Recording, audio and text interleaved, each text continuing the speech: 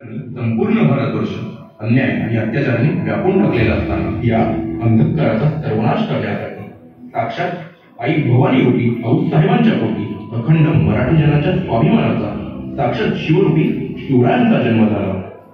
रायरेश्वराला रक्ताचा अभिषेक घालून स्वराज्याच्या निर्मितीची प्रतिज्ञा ते भल्या मोठ्या दक्षिण दिग्विजयापर्यंतची ही गाथा आहे स्वराज्याच्या पराक्रमाची. ही गाथा आहे स्वराज्याच्या शौर्याची. ही गाथा आहे स्वराज्याच्या सामर्थ्याची. ही गाथा आहे बुद्धिमत्तेची. ही गाथा आहे स्वराज्याच्या निर्मितीची.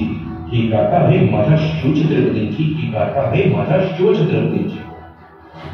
दक्षिण दिग्विजयात नव्याने स्वराज्यात सामील झालेल्या रयतेने अक्षरशः दिवाळी साजरी केली. आपण स्वराज्यात सामील होणार म्हणजे रामराज्यात सामील होणार हा विश्वास रयतेच्या मनात होता. आणि असेही आपले महाराज जेव्हा दक्षिण दिग्विजयाच्या भल्या मोठ्या मोहिमेनंतर पुन्हा स्वराज्यात परत आले तेव्हा मावळ्यांचा उत्साह काही असा होता.